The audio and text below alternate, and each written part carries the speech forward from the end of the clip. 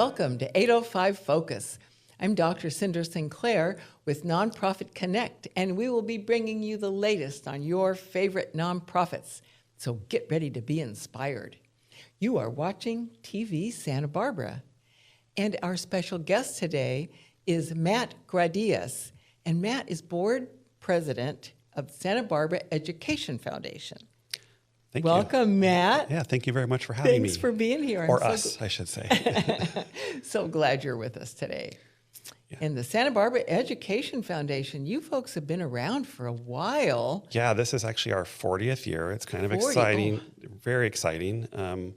You can look forward to some things we'll be presenting later on in the summer, late summer, early fall, as far as what we'll be doing for our 40th anniversary. But we're really excited that we've been around this long. Obviously, it's been a really beneficial to the community and the students in our community. So yeah. Now, maybe you could tell us, sort of in a nutshell, Santa Barbara Education Foundation, what do you folks do? So our mission statement is really that we provide and support programs that enrich the artistic, academic, and personal development of students in the district, all students in the district. Basically, we're there as a support arm for Santa Barbara Unified, but we're really focused on the students' needs and really providing programs and things like that that are helpful for them and their success. Okay, so you work a lot with Santa Barbara Unified. We work a lot with Santa Barbara Unified. In fact, we have school board members and the superintendent join our board meetings. Oh, and well, so that's good. It's very. We have a very good connection with them, and we have a lot of really good communication with them. It's really one of the beneficial things that our organization has. Yeah. So, but over the years, I have heard all kinds of stories about teachers, I don't know, spending their own money in the classroom because there wasn't enough of whatever it is that they wanted, but the Santa Barbara Education Foundation stepped in and helped. So tell us how all that works. So we do a teacher grants program. Teacher grants. Yeah, we raise money. This last time we did it during our Hope Awards, which happens, sometime in the spring, usually. It's really fun. You should attend, get tickets. Yeah. Yes, the Hope Awards. I have been to that. Oh, and great. It is Thank you. Yeah. Fabulous. Yeah, it's really fun. And this past year, we did a lot of money or paddle raise for the teacher grants. And the teacher grants has been really a successful program in the district. This past year, we did close to $200,000 in grants for teachers in the community. Wow. That's almost double what we did the year previously. And they are... the money gets injected directly into the classrooms, distributed among the primary and secondary schools in the district. It's a kind of an interesting thing because we've done things as small as increasing a school or a classroom library to as focused as a specific project in a STEAM classroom in the district. So it's been a wide variety of stuff, but we really try to answer the needs the teachers have in the community. And it's a great thing for us to see what those needs are, really be more focused in the following year.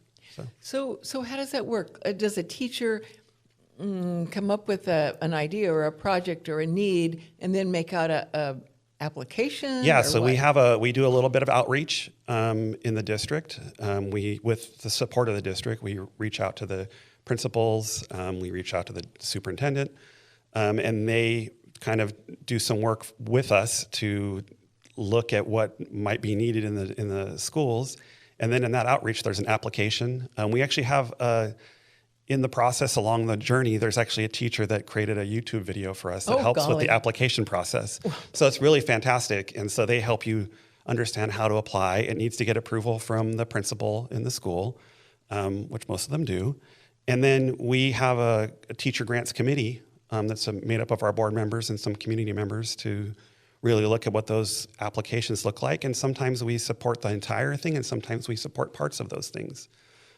So it's been really kind of a good experience for us to go through that process. And it's really fantastic to see because it is just a direct injection of funds into a classroom to fulfill a certain need. A single classroom. Yeah, so we've got, or a teacher that might be like a secondary teacher, so it might be a history class. Might have more than one classroom. Yeah.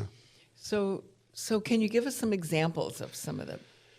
Yeah, we did a couple of projects with the STEAM programs, and one of them was the students really put together these.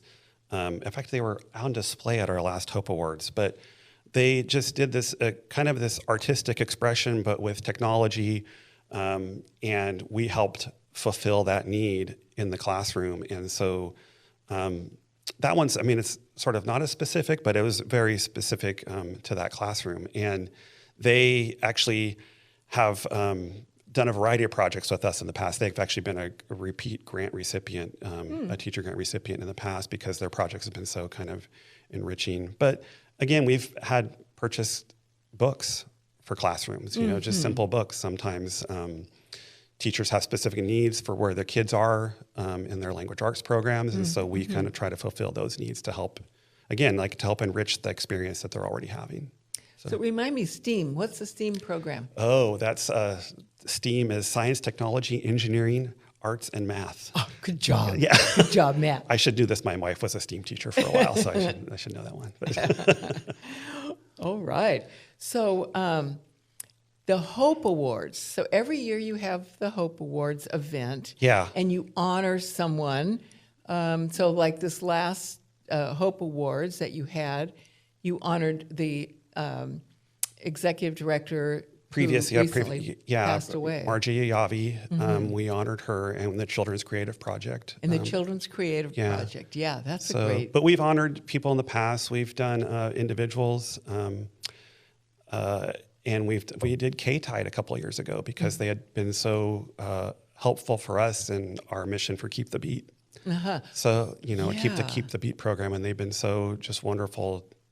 Partner on that program, and so we honored them a few years ago too. So it's been a variety of people, a variety of people and programs in the community. That's a very fun event. Yeah, it's very fun. And we so like it a lot. A person can find out more about that on your website. Go to our website. When is it happening? Where? All that stuff. Yeah, and we try to promote it on social media and stuff too. So we have a lot of repeat guests a lot of times. So it's really kind of fun to see that people come out. And yeah, it's been really good experience for us. So Keep the Beat. Tell us about that. So Keep the Beat usually happens sort of in the beginning of the year and of the calendar year, and we do a program to we have an instrument drive, but basically it's about how music education we try to focus on music education and how it has enriched people's lives. So we've had various people in the community. Glenn Phillips has come to be interviewed on K-Tide. We've had a lot of different folks in the community come out to talk about what music education meant to them and how it might have changed their trajectory, just because that was something that they could gravitate towards in high school, and even elementary school, I guess too. But that's been a really kind of a fun time of year for us. And then the instrument drive is really kind of exciting too. In fact, I was one year, we actually had it at where Zoto's, it used to be Zoto's, and we had it hosted there. It was K-Tide was there. We were there early in the morning, very early in the morning, I should say.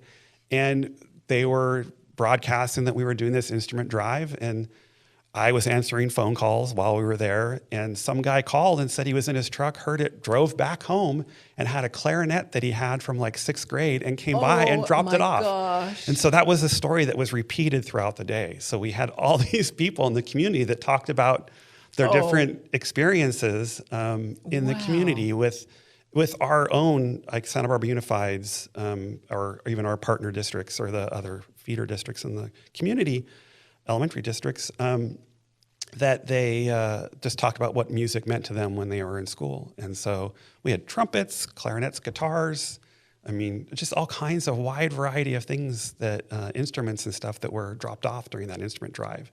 So every year. Do you do that every year? Every year. Oh, gosh. And every year we get a ton of instruments, and it's just a kind of an interesting time of year for the foundation. If you happen to go visit the offices of the foundation, you'll find it piles of instruments all over the place as people have donated their trombones and it's just. So what do you do with all those? We actually catalog them. We get them repaired if needed, and then we distribute them throughout the district. To the schools, not to the individual students, but to the schools. Yeah. So it's kind of an exciting time. Yeah. Because typically schools don't have a budget for purchasing instruments. Is Yeah, that I mean, right? some of them do, but just it might not be enough. Yeah, sure. And so this helps kind of offset that a little bit. And so but yeah, it's kind of a crazy. Sometimes we sell them if there's something that doesn't have we'll auction it off or we'll do something with it separate from that. But usually they go back right into the schools. Yeah, it's fun. I mean, it's a really fun thing to see, Yeah. and it's fun to see what people have in their attics. Yes, oh, isn't that the truth? Yeah. So tell us about other programs that you have. So The teacher grants, the Keep the Beat instrument. yeah, What and we else have do you do? one of our other things that we've been sort of it's a couple of years old now is our student grants, which is really students write in for a grant project for a project on their own campus, and we fulfill that need. And the first year I think we did about $5,000, and then this last year we did about $10,000 in student grants.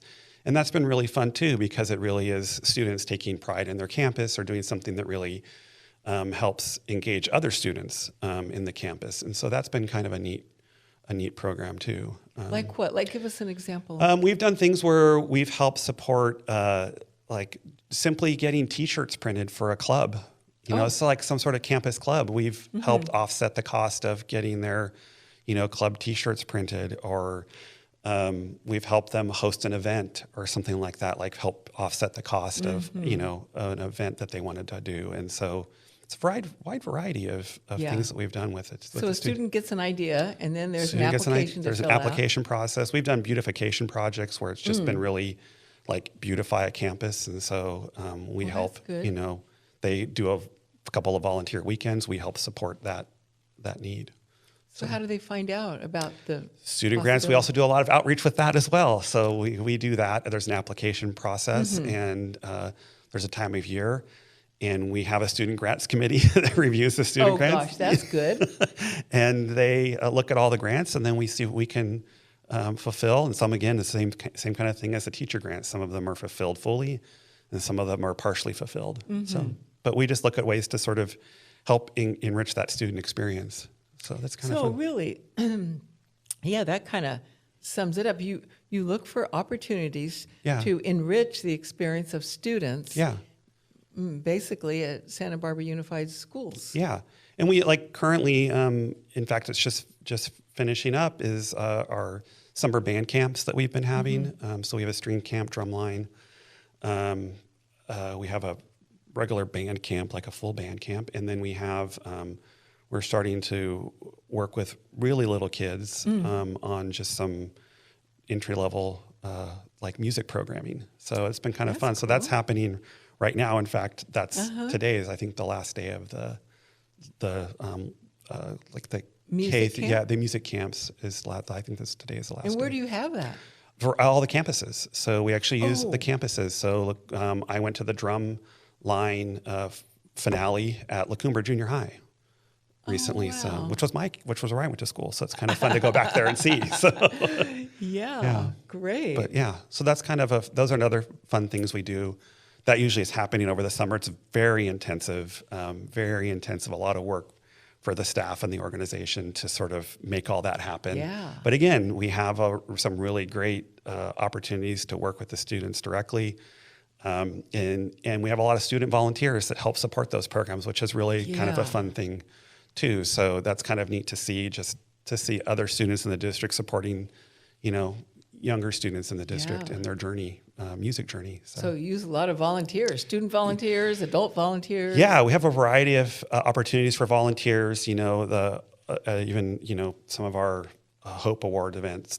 We have some volunteers that work with us on that programming too. So that's a variety of things. We're trying to expand that. If you're out there, look for that in the next couple of months. But we're looking at some other programs that we're going to launch, and we're going to be looking for volunteers for those That's as well. good. And so you'll put that on your website. We'll put that on our People website. can- It'll be out in social media, and we'll definitely be reaching out to people in the community for that. Yeah, and your website is fabulous, by thank the you. way. Oh, my goodness. Thank you so much. We try to keep it Inspiring informative. and easy. It's informative, inspiring, and easy to navigate. And we got that donate button on the bottom, so don't And forget you to got the donate button. Donate now. Don't forget for to get to the donate tax button. deductible donation. Tax deductible donation. Yeah. Yeah. So That's good. So now I understand that you folks the board, Yeah. recently completed a new strategic plan. Yeah, it's been quite a journey for us. We hadn't, to kind of back up a bit on that journey, we actually were looking at doing the strategic plan in late 2019. Early 2020, we were actually talking about it, and obviously we all know what happened in early 2020. So that kind of pushed it off. And so then a couple of years ago, we really refocused that energy. We hadn't done one for a long time, and so we really wanted to make something that was kind of where we are now. And so we took the time, and we kind of spent a lot of time just reaching out to community members, other organizations. We reached out to teachers, principals, Center River Unified staff. We reached out to some of the partners we've had in the community. We've reached out to other organizations that really haven't partnered with us just to find out what they know about us. Who are we? That's and so really smart. So we spent a lot of time on that. Did a lot of face-to-face interviews with folks, which was really kind of fun. And the way that things kind of ended up evolving, we ended up with these kind of 3 focus areas. We're focused on literacy, math, and student engagement. Okay. And sort of the umbrella under all that is just kind of trying to eliminate barriers for students in the community. So around those areas, around those focus areas. And so that's been really kind of a fun resolution. It was kind of really remarkable how amongst all that diverse group of people that we reached out to, how much of these things coalesced around the same issues. And so that was kind of exciting. And we were really, really excited that we had that level of just focus amongst all those different groups of people.